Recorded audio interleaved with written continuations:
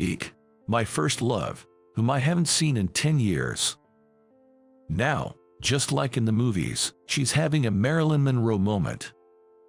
When you witness such a scene, you end up seeing things you shouldn't. Because of the guilt of having seen her in such a compromising position, I found myself in a situation where I had to agree to a rather outrageous request. My name is Jason. I'm a 28-year-old office worker. Graduated from college and landed a job at my current company. Working decently, earning a decent salary. All I wanted was a normal life, but things took a different turn when my chief took a special interest in me. Hey, Jason, get over here now, you slacker. The one summoning me again today is my manager, Robert. He's an old geezer, married with kids. Yes, what is it, sir? What do you mean, what is it? Why didn't you come when I called you immediately? Every time something doesn't go with his way, he uses me as his verbal punching bag. Even though the reason for his summons is often trivial, he'd give me a lecture just because I took a bit longer to respond. If I made a mistake, I would understand getting yelled at. But it's exhausting being constantly nitpicked and yelled at for the smallest of reasons. I'm exhausted. Another day comes to an end, enduring Robert's verbal abuse. Exhausted, I flopped onto my bed. And then, my cell phone buzzed with a notification. Looking at the screen, there's a message. I rarely get personal messages, so who could it be? The moment I saw the sender's name, my heart leapt. It's from Kathy, my childhood friend, my first love. I'd played with her since I could remember. Our houses were next to each other. Unlike my average family, Kathy came from an upper-class household. Her father is the CEO of an export-import company, and they lived in a huge house next door. We used to play together in the neighborhood, and she would occasionally invite me over. But as we entered middle school, things changed. Though we were childhood friends, we sometimes walked home together. Often, Kathy would talk honestly with me. Kathy was a long-haired girl with an authoritative aura, always taking charge. She was the center of the class, even a member of the student council. An all-rounder, she was also in the school band, the picture-perfect rich girl. But I knew the truth. Kathy was anything but a typical rich girl. She was blunt, casual, and quite a tomboy. I'm so done.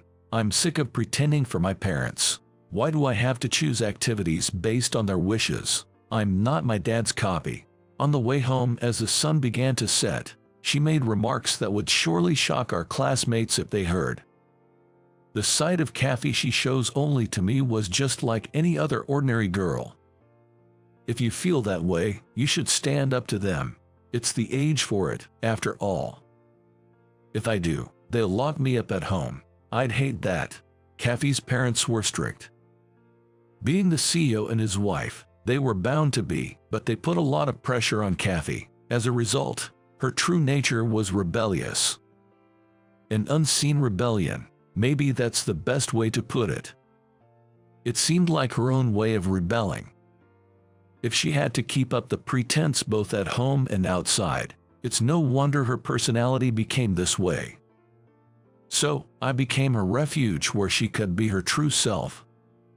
Their friendship continued, even after we went to different high schools, after Kathy enrolled in an elite all-girls school.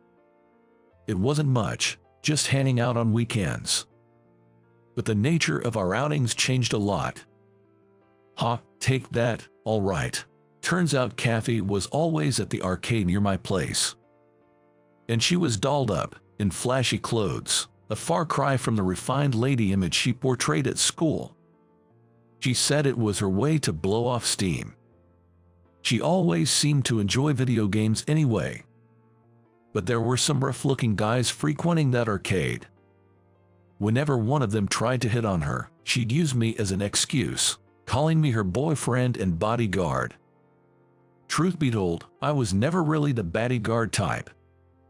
because Kathy, with her innate social skills, quickly befriended those rough guys and would even thrash them in fighting games.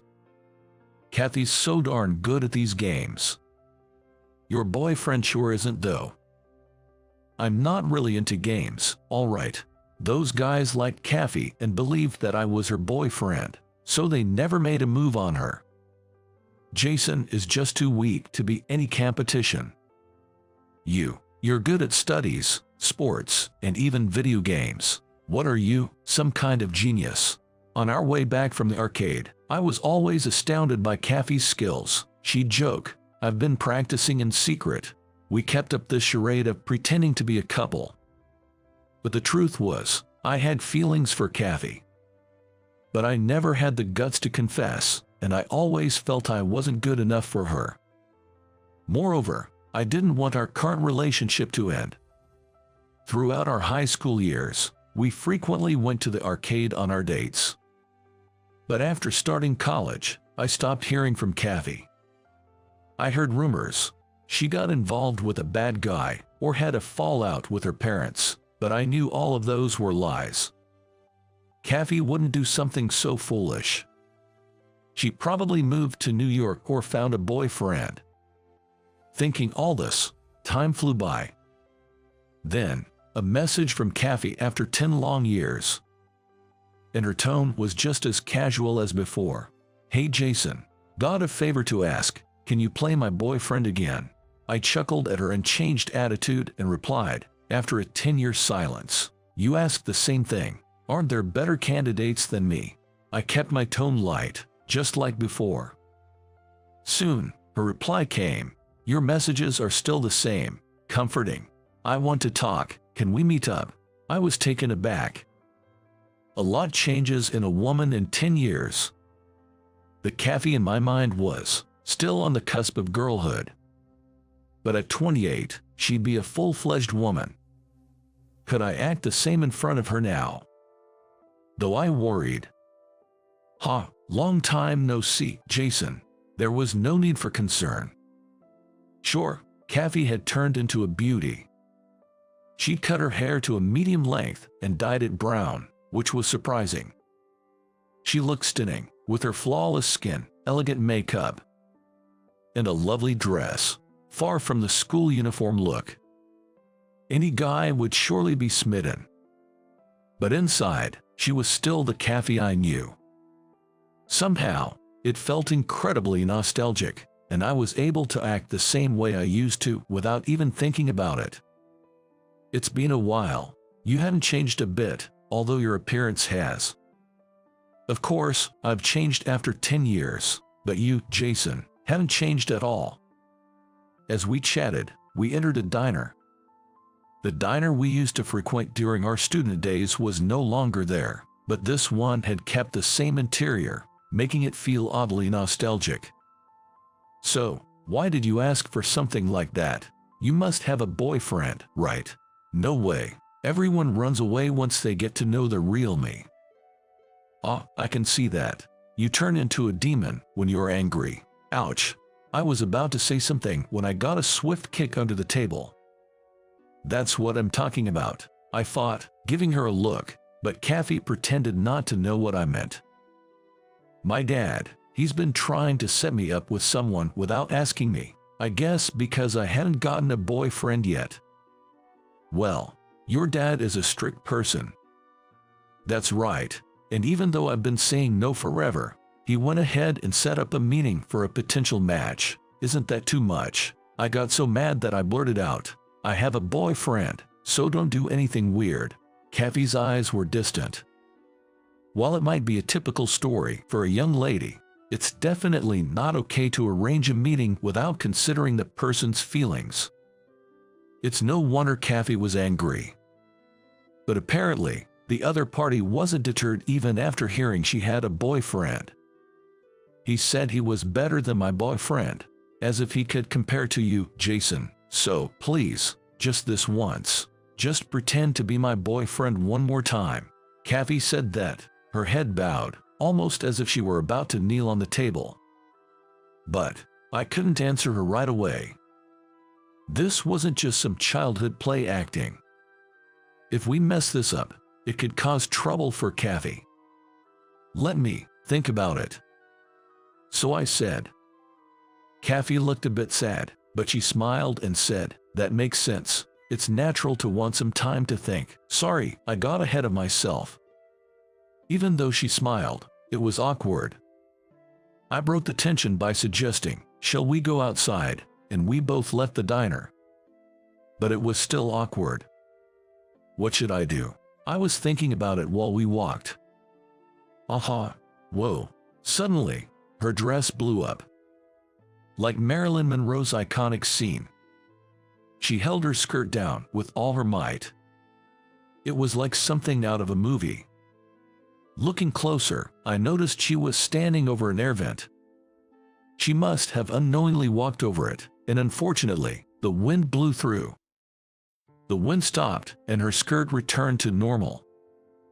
But she was glaring at me with an angry look. "You saw it, didn't you?" "I didn't see." "Why are you talking like that?" "I didn't see. Seriously. I wasn't thinking you were wearing white." "You did see." I ended up digging my own grave and got hit by Kathy. A week later, I ended up agreeing to play the role of Kathy's boyfriend. That was because after the incident, Kathy puffed up her cheeks and told me, "You have to take responsibility for seeing," and I gave in. Well, it can't be helped that I saw, even if it was an accident. Kathy said, "You don't have to think it's a bother, let's just do it casually, like before." She told me that. She did say it, but it's not that simple. Man, I cursed my bad luck. I mean, what is Jason here? Turns out, my potential date was none other than the son of my annoying manager, Robert, named Derek. And naturally, Derek's dad, Robert, was there too. I had a bad feeling about this. I am dating Kathy. When I confidently said that, Robert, even before sitting down, pointed at me and blurted out, "What? A loser like you? Are you blackmailing Kathy or something? She deserves better. Everyone at the company knows you're useless. You're just a scumbag who can't vent his frustrations without taking it out on others." I wanted to retort that he was the one being described, but I held back. I was amazed he could say such things before our date even started. Kathy looked taken aback. Sadly, it seemed Robert's domineering attitude wasn't just professional, Derek had inherited it. As soon as the day began, Derek wouldn't let me get a word in edgewise and started boasting about his accomplishments without being asked. Granted, on paper, he seemed impressive, but in between his boasts, he'd look down on me and say in tune with his father, "I can make you happier than he can. I bet you've had a hard time with a guy like that. Don't worry, I'll take care of everything." When he said that, even Kathy's father, Tom, was taken aback. They may want to put me down and raise their stock, but they are just sinking, and fast. They don't even realize how fast they are plummeting, like they are diving through the earth and into outer space. With Robert and Derek laughing and berating me, I was trying to figure out my next move. I was thinking hard, but Kathy beat me to the punch. "What is your problem? I can't stand you insulting the man I love, and stop promising happiness when you don't even know me." Watching Kathy like this, Derek nonchalantly replied, "No matter who you truly are, I'll still love you." Upon hearing this, Kathy said, "Then, I'll show you the real me. Follow me." She stood up and led us to a place. It was an arcade, a place we used to frequent. I won't date someone who's worse at games than me. Arcade. I love video games. It's a hobby I've hidden even from my dad. Only Jason knows. Seeing that, Kathy stormed into the arcade. I figured she's done hiding her true self from her dad, so I quickly explained that I've been going to the arcade with Kathy since forever. Tom gave me a cold stare, but he didn't say anything. And where she took us was a section filled with fighting games. If you're really that great, Derek, you should be able to win, right? I mean, How are games useful in real life? Excuse me, don't belittle gaming. It's fun. A life without shared hobbies would be so boring. Kathy went off on him and we ended up competing in a 3-way score challenge. But it wasn't a fighting game. It was a shooting game, like a target practice. The only game where I could beat Kathy. Needless to say, I won. Derek, frustrated, said, "This wasn't the deal. I don't want to marry a rough girl like this," and ran off. Robert glared at me and muttered, "You'll pay for this," before leaving. And they left. Left behind were me, Kathy, and her father. Tom yelled, wasting time on such frivolous games. Naturally, he was angry. But Kathy shot back, "You always decide everything for me, and when I stand up to you, you just yell without listening. No wonder I want to escape into gaming." As I tried to mediate, Tom said, "This is probably why you can't find a wife." I lost my temper and snapped back. "I'll marry Kathy, so stop judging her based on her personality. Why are you always criticizing your own child? Kathy isn't a copy of you." Both were taken aback. Kathy, with wide eyes, whispered, "That was my line. Right, it's not a copy of the parent." This is something Kathy once said. I bet they didn't expect to hear such complaints. Tom remained silent. Maybe it hit too close to home. Feeling awkward, I said, "Anyway, please talk it out, parent and child," and ended the meeting. Did I go a bit overboard? With that thought, I went to work the next day. But my desk was gone. Instead, there was a note about a personal transfer. I was informed that I was being relocated to the middle of nowhere, something like rural Nebraska. Panicking, I asked Robert, "What's going on here?" But he just said, "Can't you see? We don't need incompetence." That was the end of that conversation. Apparently, someone reported a major mistake someone else had made as if I was the one responsible. They seemed pretty ticked off about the incident the day before. It was sheer retaliation. You should just keep quiet down at the bottom. Who do you think you are, challenging us?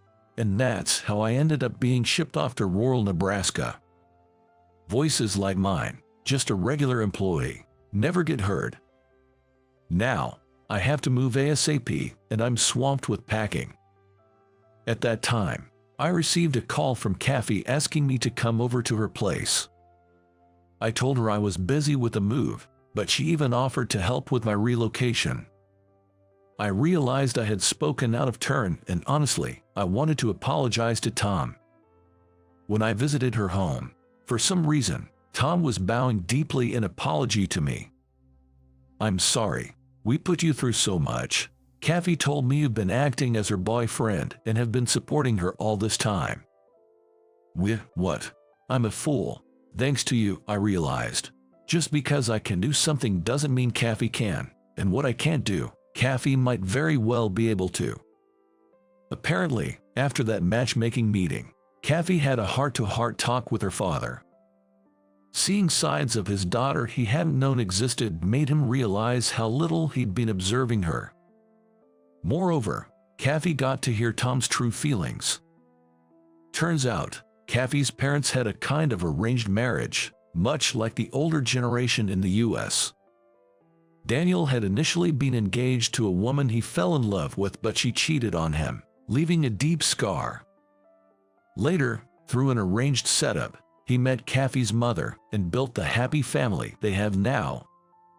That's why Tom thought an arranged marriage isn't bad, and I found more happiness in that than in a love marriage. Kathy said she had a boyfriend, but what if she ended up abandoned like me? I don't want that for her. Such fears made him insist on choosing a husband for his dear daughter through matchmaking. While that's not something to be praised, at the core of Tom's actions was a strong desire to protect his daughter. "I hope you'll continue to be by my daughter's side. You're the only one who truly sees her." For the first time, I felt acknowledged by Kathy's family. But I'm being relocated to Nebraska soon. When I told Kathy, she looked shocked and seemed to understand the situation. It's not to atone, but if you're open to it, how about working for us? Excuse me. Exactly. Instead of staying at a company with such a terrible boss, why not come to ours?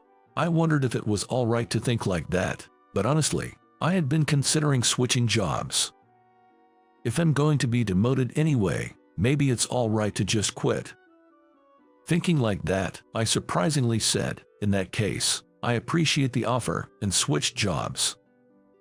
Having worked in sales for a long time, I got along at the new company more than I expected, but that's a story for another day.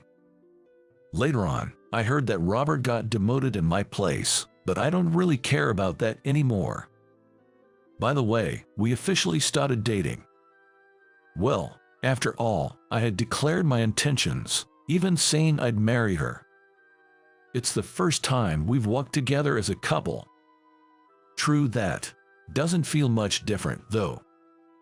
You always say stuff like that. Saying that, Kathy accompanied me on my way home. For the first time since becoming a couple, we walked hand in hand. I wished we could have done this sooner. If I had been braver, maybe I wouldn't have had to pretend to be her boyfriend. So, I won't hesitate anymore. Hey, Kathy. What? I love you. It's about time you told me. Both of us said that and walked hand in hand, laughing together.